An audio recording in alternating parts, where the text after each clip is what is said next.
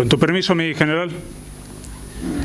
Buenas tardes. Comenzamos la segunda jornada con una pequeña modificación sobre el programa previsto, ya que el primer conferenciante se encuentra todavía en movimiento hacia Ceuta, no ha llegado todavía, así que vamos a comenzar con la tercera de las conferencias. Precisamente con la intervención del coronel de artillería, diplomado de Estado Mayor, don José Pardo de Santayana y Álvarez de Olea, Gómez de Olea, jefe del área de investigación y analista principal del Instituto Español de Estudios Estratégicos del Centro Superior de Estudios de la Defensa Nacional. Entre sus destinos podemos destacar el cuartel general del Eurocuerpo en Estrasburgo de 1998 a 2001, la Brigada de Despliegue Rápido y Alta Disponibilidad al Servicio de Naciones Unidas en Copenhague del 2006 al 2009 y la Embajada de España en La Habana como agregado militar del 2013 al 2016. Entre los destinos relacionados con la docencia fue profesor de Estrategia e Historia Militar tanto en la Escuela de Estado Mayor como en la Escuela de Guerra del Ejército del 2001 al 2006. Ha participado en diferentes misiones internacionales, en 6 ocasiones, en Angola, en 2 ocasiones, en Haití, en Bosnia-Herzegovina y en Kosovo también en 2 ocasiones.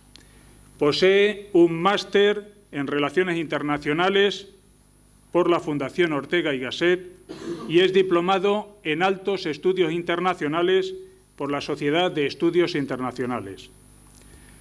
En el año 1988 realizó un curso de idioma ruso de 5 meses de duración en el Instituto Pushkin de Moscú, en la extinta Unión Soviética.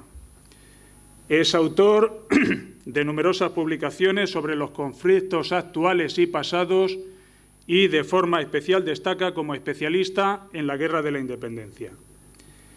Entre los reconocimientos a sus publicaciones y trabajos de investigación, cabe señalar un segundo premio de la revista Ejército en el año 2001, segundo premio de la revista Ejército también en el año 2002, premio Defensa en la especialidad de trabajos de investigación en centros docentes militares en el año 2004, premio Hernán Pérez del Pulgar en el año 2010 y premio Excelencia otorgado en La Habana.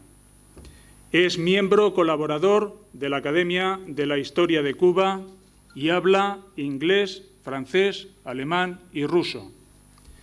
Hoy interviene en esta 16ª jornada sobre geopolítica y geoestrategia con su conferencia El desafío de Rusia y China al orden mundial. Parece evidente que tanto Rusia como China están intentando adquirir un protagonismo geopolítico relevante en la reconfiguración del orden mundial. Rusia esforzándose en retomar su papel de potencia y China buscando un posicionamiento acorde a su actual potencial demográfico, económico y militar. Por primera vez desde el 11 de septiembre de 2001, la prioridad de la seguridad nacional de los Estados Unidos ha pasado a ser la rivalidad entre grandes potencias por delante del terrorismo global.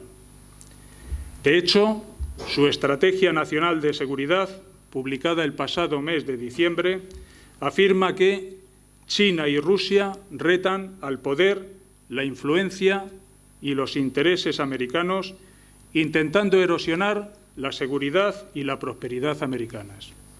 Mi coronel, es un verdadero privilegio contar contigo en estas jornadas. Hoy nos vas a ilustrar sobre este tema de enorme actualidad e incierto futuro. Así que esperamos tus palabras con enorme interés. Muchas gracias. Muchas gracias, mi general. ¿Se me oye bien? A ver si puedo acercar el ordenador un poco.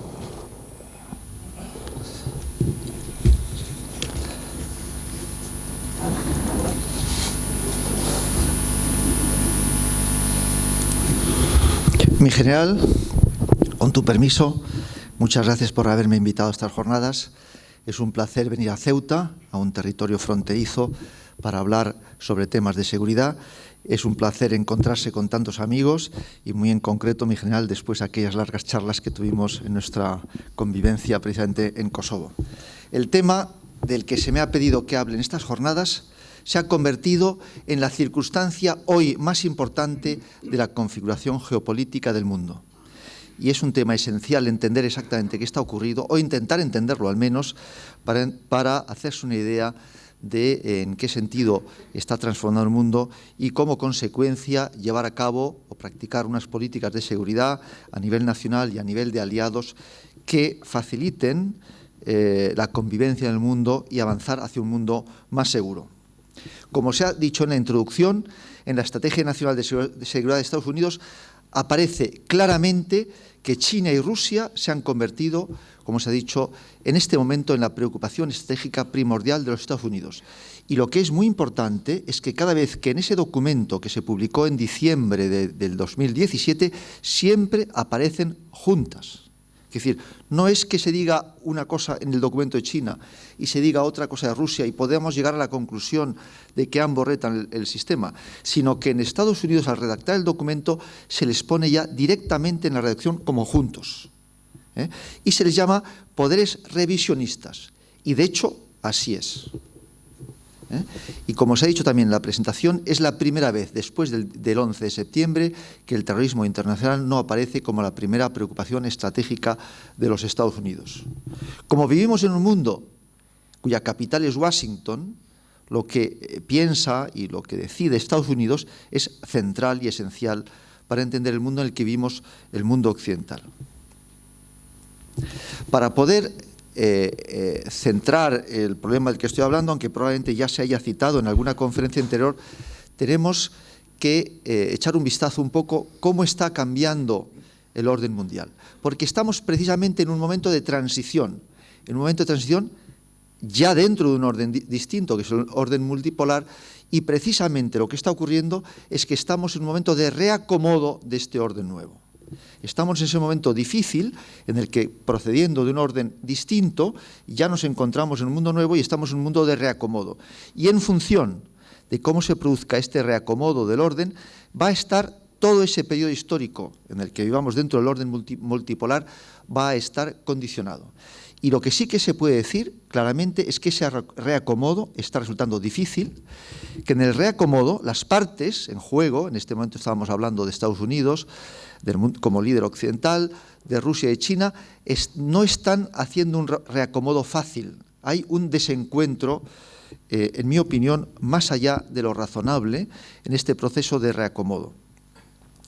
Si hacemos un vistazo muy rápido de ese orden mundial, sabemos que hasta la Segunda Guerra Mundial se vivió en un mundo multipolar. La Guerra Fría se caracterizó por un bipolarismo muy claro en el que esa división era una división en todos los ámbitos, ideológicos, políticos, comerciales, en todos los ámbitos del mundo. Realmente estaba dividido en dos bloques, uno de los cuales desapareció de golpe de la escena, dejando solo residuos de él, lo que dio lugar a que uno de esos dos órdenes del mundo multipolar saliera como clarísimo vencedor de la contienda y saliera enormemente reforzado, que es el periodo de orden hegemónico en el que hemos vivido en las últimas 2 décadas. Y que se ha caracterizado por un dominio muy claro de los valores del sistema de organización política y económico que salió vencedor de la Guerra Mundial, el orden liberal liderado por los Estados Unidos. Ese orden, como digo, ya ha finalizado y estamos ya de nuevo, ya nadie discute que estamos viendo ya en un orden multipolar. Si el orden multipolar se caracterizó en su momento por el nacionalismo como elemento motor de las relaciones y de los intereses de cada uno de los estados, el orden bipolar se caracterizó por la ideología como elemento fundamental de la división según 2 grandes modelos ideológicos. El orden siguiente, el hegemónico, se ha caracterizado por un único modelo que parecía que se iba a extender. Todo el mundo recuerda cómo al principio de este modelo de orden hegemónico se habló incluso de aquel famoso fin de la historia. La historia ha acabado, ya no va a haber grandes modificaciones en el sentido de la evolución de los modelos socioeconómicos, ya hemos entrado en la época definitiva de la historia en que simplemente ese modelo democrático en lo político, de mercado en lo económico y de derechos humanos que ha caracterizado ese periodo se irá extendiendo por el mundo. Bueno, pues no ha ocurrido así. Ese mundo ha llegado a su fin y estamos de nuevo en un momento de reacomodo del orden mundial, donde se ha llegado incluso a preguntar si se va a poner en funcionamiento la trampa de Tucídides, que como saben ustedes es la inevitabilidad de que cuando emerge una nueva potencia que tiende a sustituir a la potencia que en ese momento domina el mundo, es inevitable la guerra. O sea, se pregunta uno, ¿es inevitable la guerra porque China parece que va a sustituir a Estados Unidos como el país más poderoso del mundo? Esta pregunta está en el aire, aunque en general yo creo que se puede ser pesimista y decir que la guerra es, por supuesto, evitable, porque desde que existe el arma nuclear no tiene sentido la guerra entre grandes potencias porque acabaría en la mutua destrucción asegurada. En cualquier caso, la guerra es evitable, pero las fricciones son inevitables. Quiere decir que la emergencia de un nuevo Estado que tiende a sustituir al país dominante crea unos ciertos temblores de tierra que anuncian un cierto terremoto sin necesidad de que llegue el terremoto, pero que estamos en ese proceso en el que, como consecuencia de la emergencia de una nueva potencia, estamos reajustando el mundo, no cabe ninguna duda. Y está también la cuestión del orden liberal. ¿En qué grado sobrevivirá el orden liberal y si el orden liberal será o no desplazado? En cualquier caso, lo que sí que ya conocemos claramente es que se ve claramente cómo hay una serie de potencias, y en este caso de China y Rusia, en el que, desde luego, frente a ese modelo democrático está un modelo mucho más autoritario, con dos modelos muy distintos, porque es muy distinto cuando se habla de autoritarismo en Rusia o en China, pero que tienen sus profundas raíces históricas y que además ambos países están volviendo sobre su historia.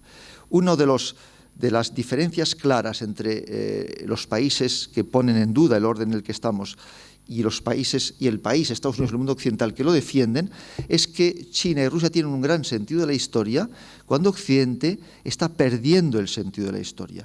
Y eso, de alguna forma, nos debilita. Vivimos, por tanto, en un momento de revisionismo geopolítico ruso-chino, en un momento en el que declara rebeldía de estas dos potencias frente al orden liberal, en el que se combina además con una cierta crisis interna de Occidente y con unas nuevas dimensiones de confrontación que están creando gran confusión. Una configuración mundial que podríamos dibujar de esta manera, con tres potencias dominantes, una serie de potencias secundarias, Europa, Asia y Japón, y una serie de potencias regionales que han ganado relevancia por razones de conflictividad en una serie de regiones.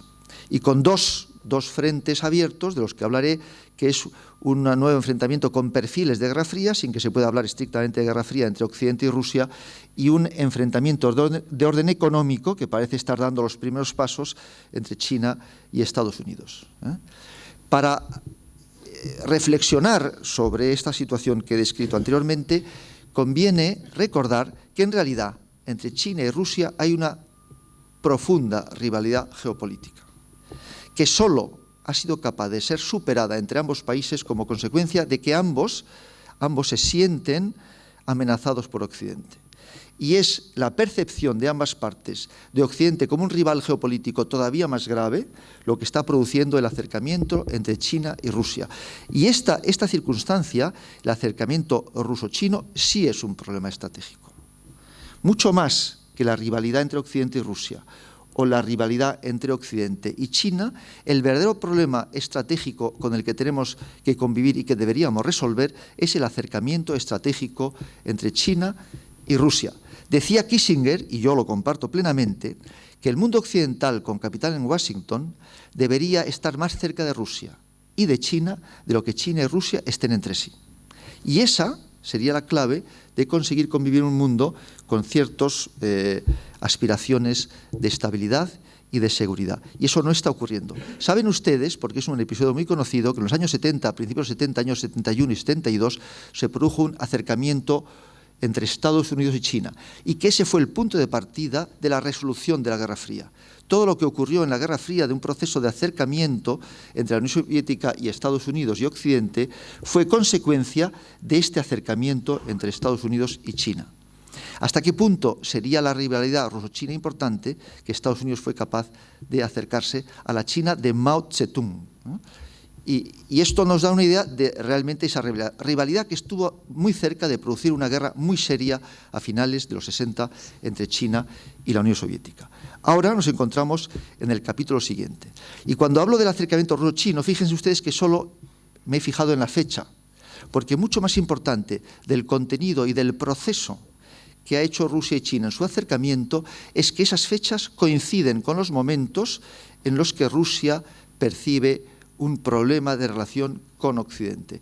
Y solo como consecuencia de que Rusia se siente que tiene un serio problema con Occidente, Rusia es capaz de dar el paso de acercamiento a China. Porque en este acercamiento ruso-chino, el verdadero interesado en el acercamiento es China. China es el país que desea el acercamiento a Rusia. Y Rusia solo lo hace en el grado de que se ve obligado a ello como consecuencia de los problemas que percibe tener con Occidente. Fíjense que las fechas son 2001, Putin llega al poder y quiere sacar a China del agujero en el que ha caído a final del siglo anterior. 2008, Rusia, la Federación Rusa tiene un serio problema con Occidente como consecuencia de que Occidente anuncia la posibilidad de la incorporación de Ucrania y de Georgia en la OTAN y se produce el acontecimiento de la invasión militar rusa en Osetia del Sur. Y en el 2014 se produce de nuevo el problema con Ucrania. Son esas las fechas que van a ir modulando el acercamiento. El primer acercamiento en 2001 se va a firmar el Tratado de Amistad ruso-chino y se van a poner las bases de esta relación. No obstante, el deseo de acercamiento no se va a culminar plenamente por la desconfianza rusa. Tal es la desconfianza rusa hacia China que, si bien se ponen las bases, los resultados son bajos. Y yo decía, ¿cuáles son esas razones de rivalidad geopolítica ruso-china, aparte de esa historia de enfrentamiento que viene de la expansión del imperio ruso que se va a meter en territorio de lo que era el imperio chino? Son tres. Son, la más importante de todas, es de orden demográfico, y es que Rusia teme a un vecino superpoblado frente a una región fronteriza rusa que está prácticamente despoblado. Piensen que en todo el oriente lejano ruso, que es más de un tercio de Siberia, vive una población que no llega a ser tan numerosa como la Comunidad de Madrid. O sea, que la Comunidad de Madrid tiene más población que todo el oriente lejano ruso. Rusia tiene un problema de población muy grave y al otro lado de la frontera, precisamente donde tiene una población tan reducida para cubrir más de un tercio de Siberia, China tiene más de 100 millones de habitantes en la provincia de Manchuria. Luego hay una presión demográfica que preocupa inevitablemente a Rusia. Está también el tema de Asia Central. Asia Central es una región que formaba parte de la Unión Soviética en la que Rusia tiene un interés muy especial geopolítico de mantener ese control. Pues bien, China está arrebatando el control de Asia Central a Rusia por medio de todos sus proyectos de infraestructura que pasan precisamente por Asia Central como uno de los nódulos del proyecto de infraestructura de la nueva ruta de la seda china. Y por último, un nuevo reto geopolítico que es el océano Ártico. Como consecuencia de ese proceso de deshielo y como consecuencia de los recursos naturales del Ártico, China tiene un gran interés por tener presencia en el Ártico. Rusia es un país muy celoso y no quiere a nadie en la zona del Ártico cercana a sus fronteras. Pues bien, en este proceso de acercamiento, Rusia ha hecho de la necesidad virtud y ha sido capaz de entenderse con China en todos los espacios de rivalidad geopolítica. Como digo, en el año 2001 Rusia dio el paso de acercamiento a China, pero los recelos fueron tan grandes que no se llegó a concretar como hubiese podido pensarse. En el año 2008, como consecuencia ya de la crisis profunda que va a haber entre Occidente y Rusia, se va a hacer lo que se llama en términos geopolíticos el giro a China por parte de Moscú. En ese giro a China se van a tomar medidas muy importantes en el ámbito militar, en el ámbito económico y en el ámbito energético. Se va incluso a cerrar el contencioso fronterizo que tenía Rusia con China en la zona de la frontera del río Amur. Se va a cerrar el contencioso, se va a cerrar otro contencioso que tenían China y Rusia en relación con la tecnología militar.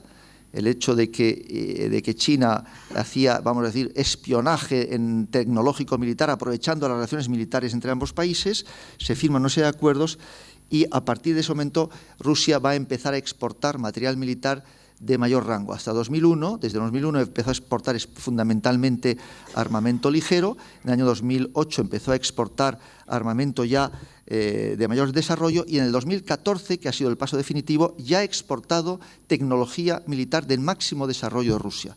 Rusia tiene algunos materiales militares en los cuales el desarrollo tecnológico es puntero, como por ejemplo defensa antiaérea o cazas. Y ya Rusia ha exportado los sistemas de defensa antiaérea S-400 y los caza Su-35 a Rusia y está desarrollando tecnología militar conjunta con China en el ámbito de los submarinos silenciosos y en el ámbito del desarrollo de helicópteros. Quiere decir que todo este proceso se ha ido traduciendo en un acercamiento importante. Y lo que es muy importante, como decía al principio, y subrayo, porque esta es la esencia, lo ha ido marcando los momentos de dificultad desde la perspectiva rusa en relación con Occidente. ¿Qué ha ocurrido? Que esta rivalidad geopolítica grave y esta desconfianza que existía ha disminuido sensiblemente, porque la desconfianza desaparece con el trato y porque, como yo decía, Rusia ha hecho de la necesidad virtud. ¿Y cómo lo ha hecho? Como consecuencia de su rivalidad con Occidente, están en peligro los tres elementos básicos de la relación entre Rusia y Occidente que son esenciales para Rusia. Europa es el mercado más importante de Rusia y lo es en los elementos más importantes, que es la exportación de materias primas, especialmente gas y petróleo. Rusia recibe de Europa tecnología y recibe de Europa financiación. ¿Qué está haciendo Rusia? Rusia está empezando a financiar a Rusia. China está empezando a financiar a Rusia, China está empezando a desarrollar tecnología que Rusia necesita y China está empezando a ser mercado de exportación de materias primas. Europa sigue siendo el espacio más importante de la relación de Rusia, pero poco a poco se va desplazando ese interés hacia China. Y Rusia ha sido capaz de dar pasos que para Rusia eran imposibles en términos de relación con China. Como teme a China por su capacidad de expansión en un territorio de Siberia prácticamente vacío, era un tabú para Rusia permitir, por ejemplo, las inversiones chinas en materias primas en Siberia. Pues ya están invirtiendo las empresas chinas en empresas vinculadas a materias primas en Siberia. Y todo esto está haciendo que esa relación ruso-china, esa desconfianza y esa rivalidad se estén reduciendo. Quiere decir, cada vez es más difícil cumplir la propuesta que hacía Kissinger de intentar mantener con cada una de las partes una relación más cercana de las que China mantuviera con Rusia. Para entender esa realidad china hay que, aunque esto sea muy rápido y una gran simplificación, hay que entender que el Partido Comunista Chino en la actualidad está cumpliendo las funciones de las dinastías y, por tanto, no es percibido ya como el Partido Comunista, como una realidad ideológica, sino como esa fuerza, como esa que tiene la función de unir al país y liderarlo en el sentido en que históricamente lo hicieron las dinastías. Aquí se ve un poco como históricamente las dinastías fueron uniendo. Y en China hay un principio histórico, una realidad histórica que se ha cumplido a lo largo de la historia, y es cuando las dinastías han estado unidas, cuando China está unida por medio de una dinastía, eso ha supuesto desarrollo y paz. Cuando Rusia se ha fracturado, cuando China se ha fracturado, eso ha supuesto desorden y guerra. Y por tanto, en el imaginario chino se asocia la idea del partido como la necesidad que tiene China de mantenerse unida y que esa unidad es la que le va a permitir a China el desarrollo. Además, China tiene un sistema de valores que procede de una tradición distinta, donde Confucio es el punto de partida de todo ese nuevo sistema de valores chino, de ese sistema de valores diferente chino, y ahora están volviendo sobre esas referencias históricas y sobre ese elemento diferencial. Y por tanto, cuando Occidente tiene una enorme dificultad de relación con China por razones de diferencia de valores y por razones del modelo autoritario, hay que saber que China no quiere cambiarlo y habrá que entenderse o intentar entenderse lo más posible con China a pesar de ese distinto sistema de valores. En el caso del modelo ruso, que es mucho más cercano a Occidente, también se le acusa a Rusia de un país autoritario. Y de nuevo, la experiencia rusa en la historia es que a Rusia le ha ido bien cuando ha tenido líderes fuertes, los cuales siempre han tenido un elemento despótico. Los grandes líderes rusos, aquellos que Rusia identifica como sus grandes momentos históricos, han sido líderes que con los parámetros con los que se juzga normalmente a un líder saldrían bastante mal parados, y sin embargo en la historia rusa han sido los que han liderado los grandes momentos. Y por tanto, cuando los rusos se ven liderados por Putin, se sienten seguros, porque ellos dicen... Yo recuerdo en mi época, cuando vivía en la Unión Soviética, que decían los rusos, muy diki narod, que quiere decir, nosotros somos un pueblo salvaje, y como consecuencia de ello necesitamos líderes fuertes. Fíjense que incluso Stalin, que fue un bárbaro entre los bárbaros, es respetado porque él es el líder que salvó a Rusia en la Segunda Guerra Mundial. Quiere decir que esa figura de líder fuerte, de líder despótico, que produce rechazo en Occidente, sin embargo, reconforta a los rusos. Y si hay un líder ruso en la historia que representa al poder ruso por excelencia y al zar por excelencia, ese es Pedro el Grande. Los rusos dicen de Pedro el Grande, dice, Pedro el Grande sacó a Rusia de la barbarie siendo él mismo un bárbaro. Putin, de alguna manera, es interpretado como otro Pedro el Grande, otro líder que lidera a Rusia en momentos difíciles, reconociendo que él mismo es un bárbaro. Y voy a poner un ejemplo un poco sobre lo que representa Pedro el Grande. Cuando Pedro el Grande construye su capital en San Petersburgo, quitándoles un pequeño territorio a los suecos que le va a dar acceso al Báltico, todos los ingenieros, la mayor parte de los cuales venían de otros países de Europa, le decían, aquí no se puede construir una ciudad, esto es una zona pantanosa y es la desembocadura de un río que tiene enormes crecidas cuando llega el deshielo. Y él dijo, construiré mi capital. Trajo obreros, empezó a construir la capital y se le murieron todos. Bueno, pues trajo más y construyó su capital. Ese concepto de líder fuerte, de líder bárbaro, de líder a veces con ese perfil, reconforta a los rusos. Produce rechazo en Occidente, pero reconforta a los rusos. Vemos, por tanto, que estamos ante una nación con otra perspectiva de la historia y de la realidad, con el que el entendimiento es difícil, pero no obstante, aunque sea difícil, es necesario. El mundo está cambiando fundamentalmente por un dictado demográfico. Yo creo esto que es un tema muy repetido, pero conviene repetirlo. Dentro de este círculo que aparece en el mapa, vive más del 50% de la población del mundo. En el momento que esa zona del mundo ha empezado a desarrollarse económicamente, y aquí se ve en una fotografía cómo Shanghái, la ciudad más rica de Asia, ha pasado en 3 décadas de ser una ciudad pobre a ser una de las ciudades más modernas y más ricas del mundo, en el momento que esa realidad demográfica se une al fenómeno de desarrollo económico, de forma inevitable, la mitad de la humanidad desarrollada económicamente, que es además la mitad de la humanidad que crece más deprisa económicamente, está llamada a convertirse en el centro del poder mundial. Ya lo es el centro de la economía mundial y pronto a convertirse en el centro del poder mundial. Y ese es un poco el gran proceso en el que estamos viviendo. Otro factor demográfico que ha tenido enorme incidencia en Rusia, decía que Rusia es un país muy mal distribuido demográficamente. De los Urales hacia el este solo viven 30 y pocos millones de habitantes, o sea, menos que la población de España. Y de los Urales, en la zona europea, viven 110 millones de habitantes. Ucrania y una parte de Bielorrusia era la única zona de la Unión Soviética donde había una densidad de población normal. Perder el control sobre esos territorios tiene un impacto demográfico muy importante sobre Rusia. Es un país muy poco poblado y, como consecuencia, un país con un problema de orden demográfico y económico. Rusia tenía la aspiración de mantener un control sobre esos territorios como un elemento equilibrador de un país, como digo, geopolíticamente endeble como consecuencia de esa distribución demográfica. Pero la clave de todo este problema es que, haciendo ciertos cálculos que hacen los expertos y que yo lógicamente me limito a reproducir, se calcula que en torno al año 2030, en este gráfico dice 2018, el PIB en dólares de China será equivalente al PIB en dólares de los Estados Unidos. Y a partir de entonces, Rusia será progresivamente más rica que los Estados Unidos. Ya en el año 2014, el PIB por paridad de capacidad adquisitiva de China superó al PIB por capacidad adquisitiva de los Estados Unidos. Y si vemos otros datos, como vemos aquí, datos relativos al comercio, Vemos ya en rojo es la línea que representa a China, en negro la línea que representa a Estados Unidos.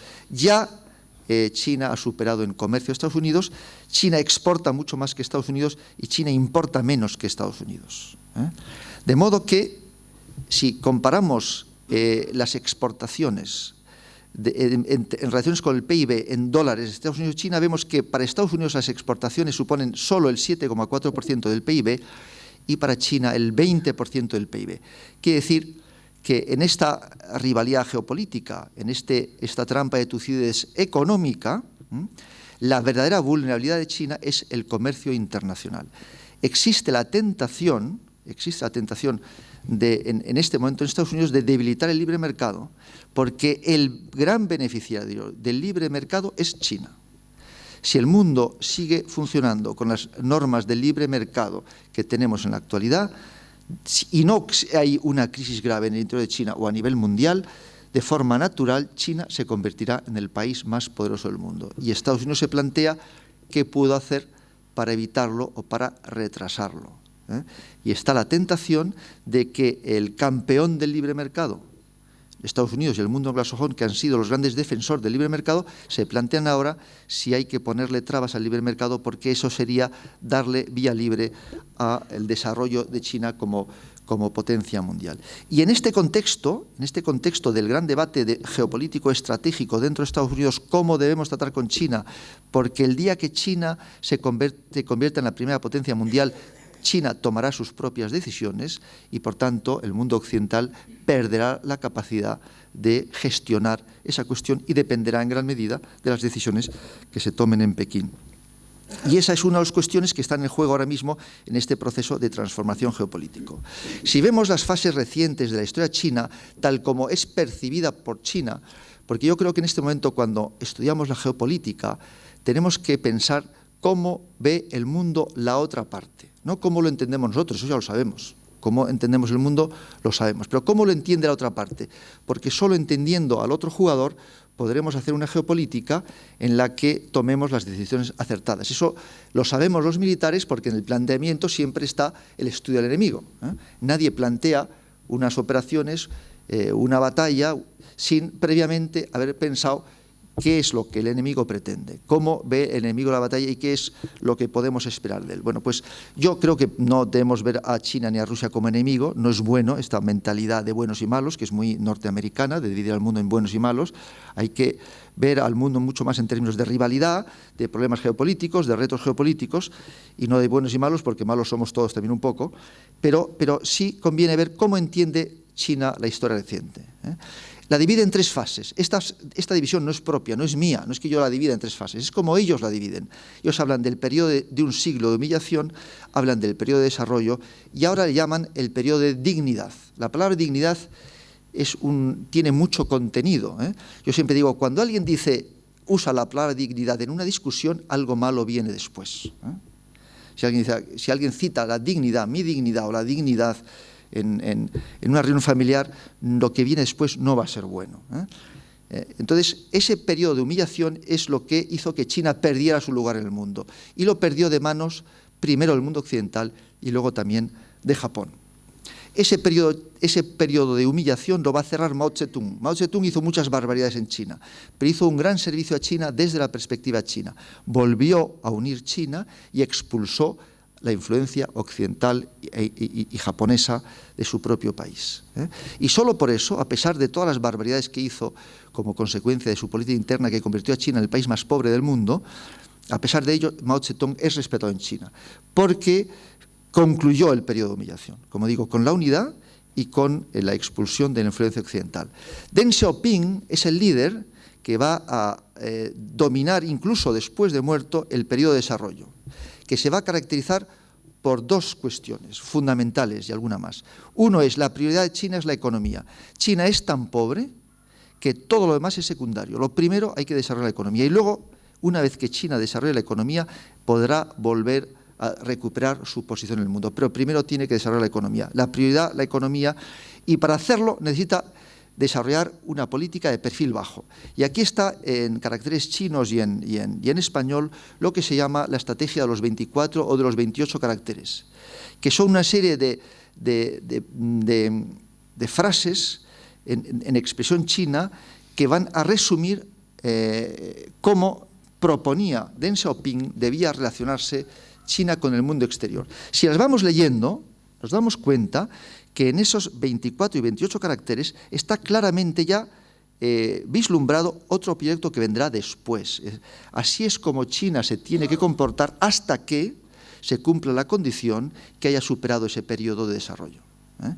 Porque no dice que China tenga que mantener un perfil bajo para siempre, si se decide ocultar nuestras capacidades y esperar el momento oportuno. ¿Qué ha ocurrido? Que ya ha llegado ese momento.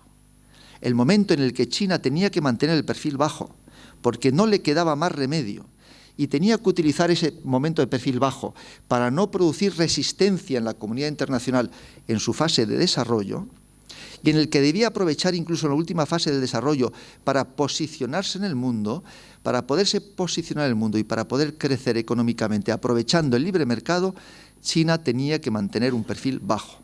Bueno, pues ¿qué es lo que quiere decir la palabra dignidad? Quiere decir, ya hemos superado esa estrategia de Deng Xiaoping. Y aquí es donde entra Xi Jinping, al que ahora se le compara con Mao, pero que en mi opinión Xi Jinping le corresponde hacer mucho más la función de Deng Xiaoping que la de Mao. Porque Xi Jinping tiene que, la idea de darle tanto poder a Xi Jinping viene del hecho de que tiene que liderar China en un periodo histórico muy difícil desde la perspectiva china. Y es el periodo en el que China ya, reconociendo su propia dignidad y llevando de nuevo la cabeza alta, quiere posicionarse como país más poderoso del mundo. Y sabe que al hacerlo va a encontrar resistencia. Y teme que al hacerlo Occidente le quiera forzar a imponerse sus propios valores. No hay que olvidar lo que ocurrió en Tiananmen, ¿no? Occidente tiene una capacidad atractiva muy poderosa. Nuestros valores y nuestra democracia es muy atractiva y China ve la penetración de los valores occidentales y de la democracia como una forma de debilitarle. Y por tanto necesitan un líder muy fuerte, un líder que reúna al partido para liderar a China en ese periodo que ya anticipa va a ser difícil de la extensión de China a la posición de gran potencia. ¿Qué es lo que está ocurriendo en términos geopolíticos con China? Yo creo que todo el mundo sabe las disputas que están ocurriendo en el mar meridional de China. El mar meridional de China es el mar que da acceso a China, al Pacífico y al Índico, porque se da la circunstancia geopolítica de que China, para poder salir al mar abierto, tiene que superar una cadena de islas, de modo que tiene que atravesar aguas internacionales, sea de Corea, sea de Japón, sea de Taiwán, sea de Filipinas o de el resto de sus vecinos. Y para poder superar ese problema de orden geopolítico, quiere dominar el mar meridional de China y habla del Caribe chino, porque establece la misma comparación histórica de lo que hizo Estados Unidos con el Caribe frente a lo que China quiere hacer con el mar meridional de China. Y cuando los norteamericanos le dicen esto no se puede hacer China, y esto lo recoge muy bien Kaplan en sus obras, y especialmente en el Caldero Asiático de Ocean Cauldron, dice, Estados Unidos, ¿cómo dice China? Dice, muy bien, no se puede hacer, no se preocupen ustedes, lo haremos y cuando esté hecho ya no se podrá modificar. Vamos a hacer lo mismo que hicieron ustedes en el Caribe. La isla de Cuba cerraba el acceso del Golfo de México al Caribe y del Caribe al mundo, porque el Mississippi es el río por el que salía todo el comercio de todo el centro de Estados Unidos. El Mississippi desemboca en el Caribe, en el Golfo de México. Para salir al mundo, todo lo que salía por el Caribe necesitaba salir pasando dos estrechos que cerraba Cuba. Luego necesitamos Cuba para poder abrirnos al Caribe. Y después, para poder unir las dos orillas del Atlántico y del Pacífico, necesitábamos hacer un canal en Panamá. Le quitaron a Panamá a Colombia y construyeron el canal. Dice, pues nosotros vamos a hacer lo mismo. Y por eso China apela mucho a Mahan. Dice, nosotros somos seguidores de Mahan, pero en vez de aplicarlo a la estrategia de la geopolítica norteamericana, la vamos a aplicar a la geopolítica china. Mahan es ahora el maestro geopolítico de China. Parece una contradicción, pero tiene su lógica. Y China no va a ceder hasta que consiga establecerse por medio de la construcción de islas artificiales. Yo creo que estas fotografías aéreas y esta fotografía que ve cómo se está construyendo de un arrecife una isla es muy explicativo de cómo está construyendo toda una serie de puntos de apoyo para sobre esa base construir ese dominio del mar meridional de China. ¿Y por qué Taiwán es tan importante? No solo porque Taiwán afecta al orgullo nacionalista chino, sino porque Taiwán es el botón que abrocha la cadena de islas que va desde Corea, Japón hasta Filipinas. Y si China estuviese en poder de Taiwán, que ellos piensan que debería ser así, a partir de ese momento tendrían acceso natural al Pacífico.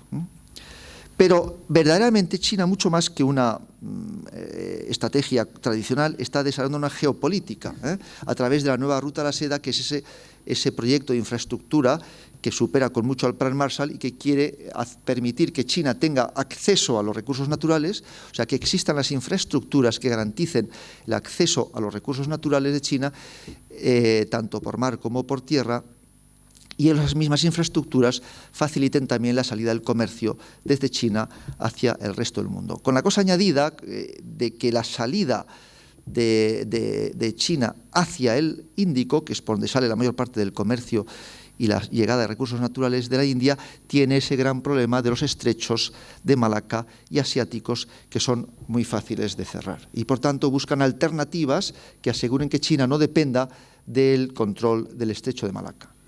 Y aquí cambian las circunstancias. Si nos fijamos, la gran potencia norteamericana ha dominado el mundo por medio de bases militares. El mundo está lleno de bases militares norteamericanas. China solo ha construido una base militar fuera de su territorio, y lo ha hecho en Djibouti, un lugar de una importancia geopolítica muy grande.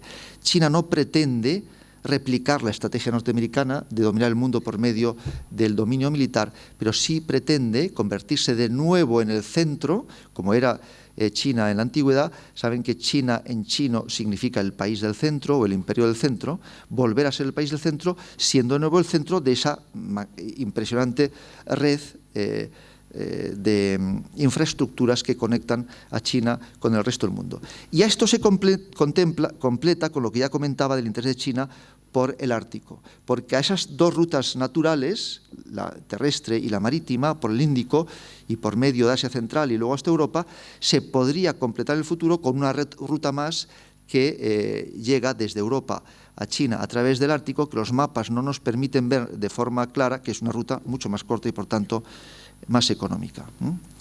Si contemplamos a la nación rusa, Rusia es un país con el que el trato entre Europa y Rusia siempre ha sido difícil. Es un país de proporciones distintas, es un país con una experiencia histórica muy distinta, y es un país victimista que siempre ha temido por la seguridad como consecuencia de sus enormes fronteras difíciles de defender y por esa geopolítica incómoda. Del mismo modo que hemos visto que China tiene una geopolítica incómoda porque para salir al mar, que es por donde va el 80% del comercio chino, tiene que superar una serie de estrechos y de islas que cierran el paso. Rusia tiene la enorme contradicción geopolítica de ser el país con más costas del mundo, pero con difícil acceso a mares abiertos. Tiene además aspiraciones de gran potencia, porque Rusia en realidad es una nación imperio, y todos los imperios tienen de una forma natural esa tendencia a ser aspiraciones de gran potencia. Y en este momento esas tres potencias que se disputan el poder mundial son tres imperios. China es un imperio, Rusia es un imperio y los Estados Unidos son un imperio, aunque no lo sean de título.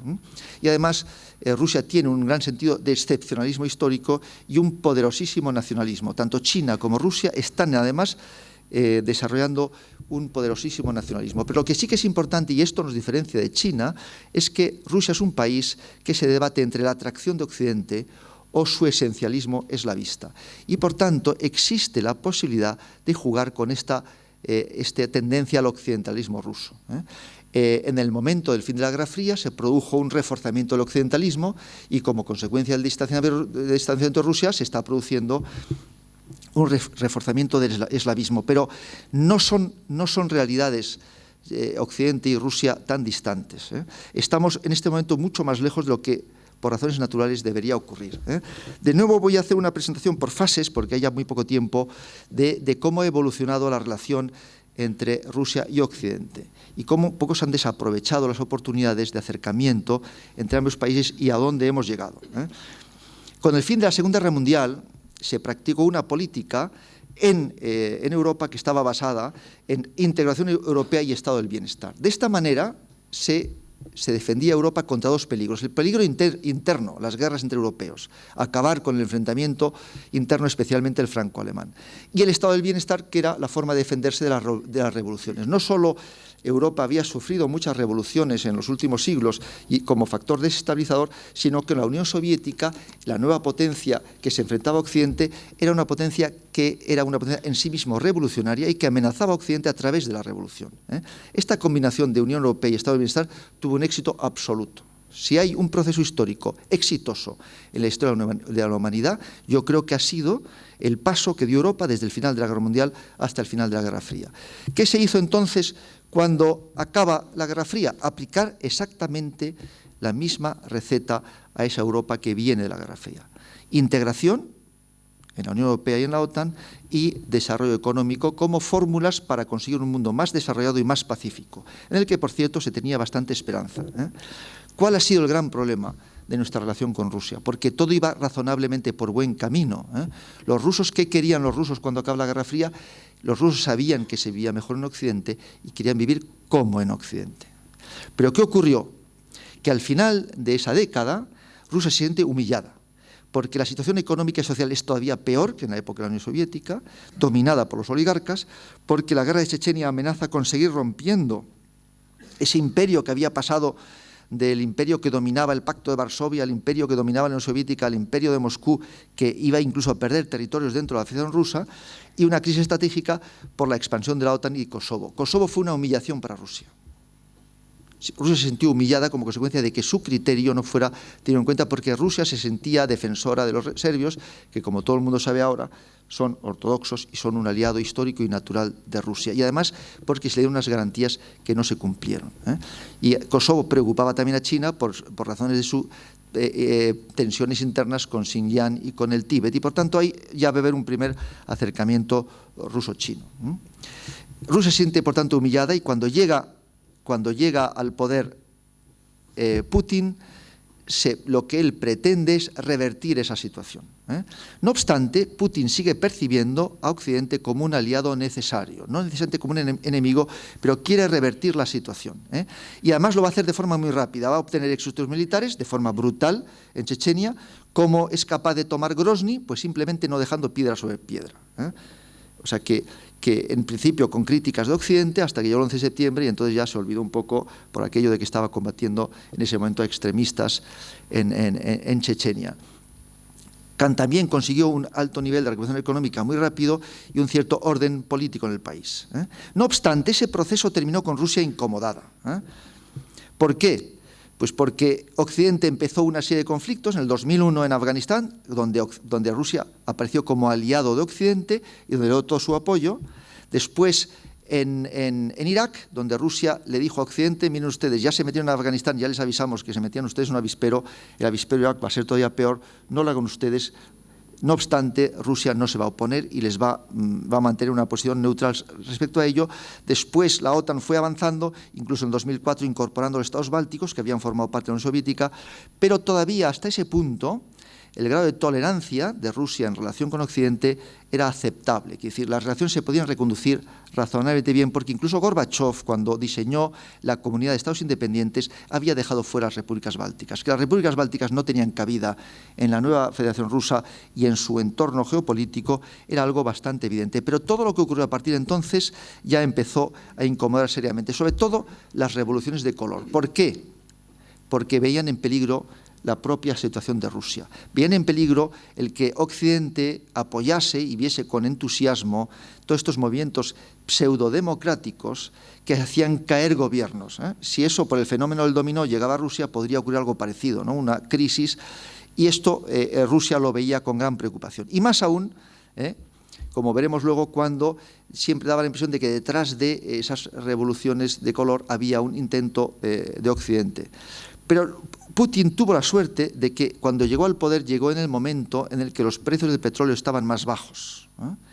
Y en los primeros años y luego cuando recuperó el poder coincidió siempre con precios muy altos del petróleo. Y esto le permitió a Rusia recuperar en muy poco tiempo, de una situación prácticamente de paria internacional, a recuperar el rango de gran potencia. Fíjense que el precio del petróleo estaba por debajo de los $20 barril, en términos de valor real, no de valor de la época, y mantuvo durante mucho tiempo por encima de los $100 barril. En Rusia, prácticamente el 50%, el 40% en la actualidad como consecuencia de la caída de los precios del petróleo, del presupuesto federal ruso procede de la venta del gas y del petróleo. O sea, el comportamiento de la economía rusa en ese sentido es como si fuera un país del tercer mundo. Su presupuesto estatal, federal, procede en casi el 50%, en algunos momentos incluso un poco más, de la venta de las exportaciones de gas y de petróleo. Y por tanto, la subida de los precios del petróleo, y sobre todo una subida tan rápida y hasta precios tan altos, le permitió la recuperación económica. En este momento, después del 2014, caen los precios del petróleo, Rusia se encuentra en una situación difícil, pero no obstante, como saben, han subido los precios y la cosa está ahí. Pero en cualquier caso, la economía rusa presenta grandes interrogantes, porque ya en 2014 y antes de la caída de los precios del petróleo se produjo un fenómeno de estancamiento económico, fundamentalmente porque Putin ha utilizado los recursos energéticos con razones geopolíticas más que económicas, y ha hecho un proceso de estatalización de las empresas, porque las utiliza con carácter geopolítico. Y eso, que le ha dado buen resultado en términos geopolíticos, sin embargo, ha tenido unas consecuencias negativas en términos económicos. En cualquier caso, detrás de esas revoluciones de color, casualmente, vinieron el proyecto de la posibilidad de la expansión de la OTAN hacia Georgia y hacia Ucrania. Y Rusia, ¿cómo reaccionó? Reaccionó invadiendo Georgia, dando una clara señal de que Rusia no va a consentirlo. Sin embargo, Occidente, y yo creo que ahí radica el error por parte de Occidente, no leyó el mensaje, porque se produjo una resolución rápida y importante de la crisis. ¿Cuál es la parte negativa del mensaje? Es, desde la perspectiva rusa, Occidente ha dado además un mensaje de debilidad. Desde entonces hasta el año 14, Occidente ha dado un mensaje de debilidad. Rusia ha reaccionado siempre desproporcionadamente y, sin embargo, no ha encontrado una oposición. Y cree que puede llegar más allá de lo razonable, que es lo que estamos siendo testigos en la actualidad. Pero después de aquello, bueno, antes de entrar en esto, para entender un poco por qué se ha llegado en Rusia a la crisis del 14, hay que entender en términos geopolíticos dónde están situadas las principales bases navales rusas. Y como yo decía, Rusia tiene una especial sensibilidad por el tema marítimo, precisamente porque se siente geopolíticamente aislado del mar. Tiene 4 grandes bases navales: Murmansk, en el Ártico, San Petersburgo, Kaliningrado y Sebastopol. La más importante de todos es la de Sebastopol, que es la que da acceso al Mar Negro, por el Mar Negro al Mediterráneo y al Índico.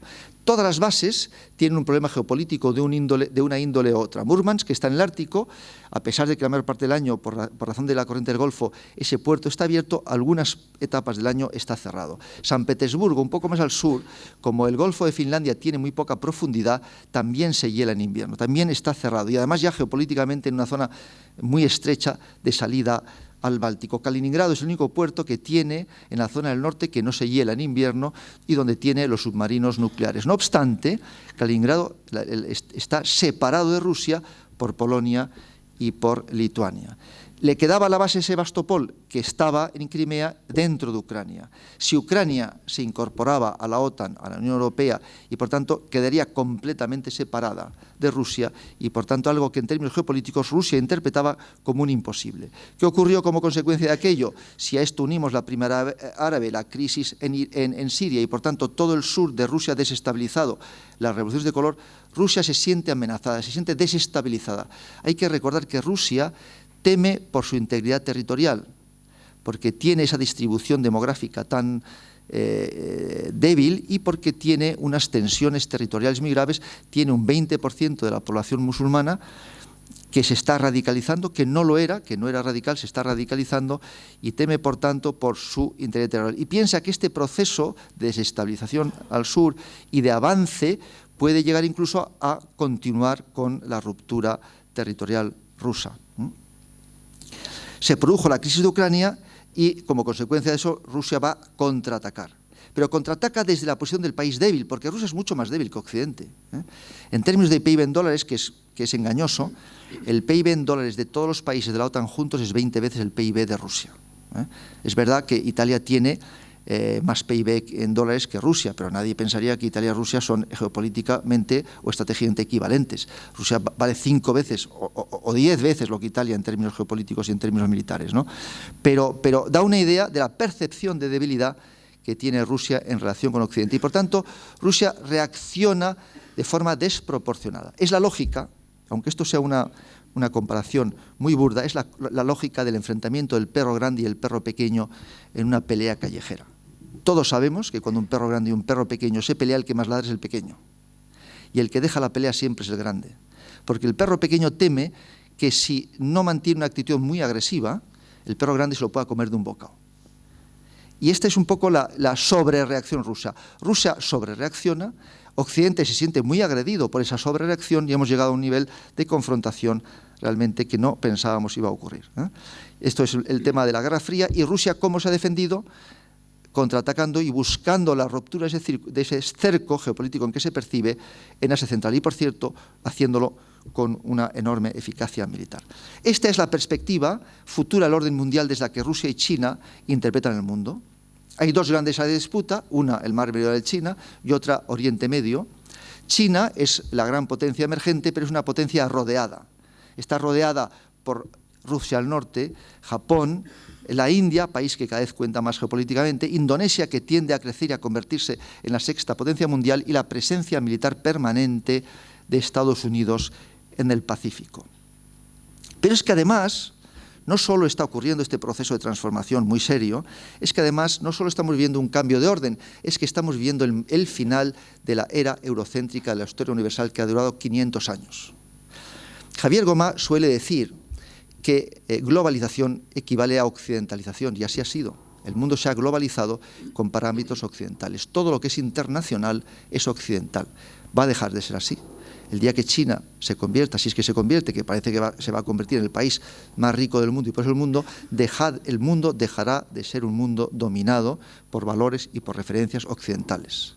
Habrá que aprender a vivir en este otro orden mundial que no solo es multipolar, sino en el que Occidente pierde su primacía mundial, ¿eh? Y como consecuencia de esa situación, la situación actual, real, la que estamos viviendo, es la de una apariencia de alianza ruso-china, porque no existe una alianza de facto, pero sí el comportamiento de Rusia y China como si fuesen aliados, y ambos contraatacando o interviniendo en esas dos áreas preeminentes de la geopolítica mundial, pero en una situación en la que digo que, y decía al principio, China y Rusia están cada vez más cerca y ese proceso de ambos en relación con Occidente les distancia. Bueno, ¿y cuál es la conclusión? Pues primero es cómo lo ven ellos, cómo ven a Occidente, cómo piensan superar esa confrontación. Ven a Occidente como una sociedad decadente y esperan superar la situación por medio de las contradicciones y las fracturas de Occidente. ¿Cuál debe ser, en mi opinión, la respuesta a esta situación? Yo soy partidario de buscar una situación que reduzca las tensiones, tanto con China como con Rusia, siguiendo este planteamiento que Kissinger hacía. Pero no se puede hacer sin primero reforzar a Occidente. Dar mensajes de debilidad a Rusia y a China es malo para el mundo y es malo para Occidente. Occidente tiene que hacer un esfuerzo de unidad, Occidente tiene que hacer un esfuerzo de reforzamiento estratégico para desde una posición de fuerza después buscar la distensión. Por tanto, nos encontramos en un momento de un reto histórico importante en el que Occidente tiene que buscar la unidad frente a una percepción de fractura que es real, tiene que superar esa percepción de decadencia que tienen rusos y chinos respecto a Occidente, se tiene que reforzar y una vez reforzado y desde posición de fuerza debe buscarse la distensión en esta situación que estamos viviendo y que desde luego no apunta en ningún sentido positivo. Y dicho esto y un poco a la carrera, doy por finalizada la conferencia. Muchas gracias.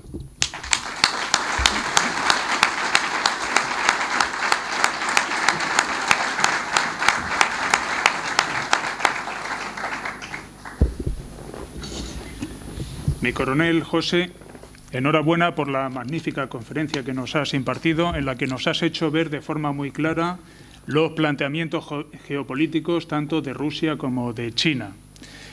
Aprovecho para darte las gracias en nombre de la Comandancia General y de la Universidad Nacional de Educación a Distancia en Ceuta por tu participación en las jornadas. Y aunque estamos ya sobrepasados en tiempo y en tiempos ya de que comience la siguiente conferencia, si hubiera alguna pregunta de este tema tan interesante como es el Rusia y China buscando un papel preponderante en la nueva reconfiguración del orden mundial, si alguno tuviera alguna pregunta, incluso aunque estamos sobrepasados de tiempo, el conferenciante está dispuesto a atenderla. Yo creo que en honor al siguiente conferenciante y para no retrasar su inicio, no hay ninguna pregunta y en cualquier caso, si no, al final de la conferencia a lo mejor se puede contestar algo. Muchas gracias. Muchas gracias. 5 minutos.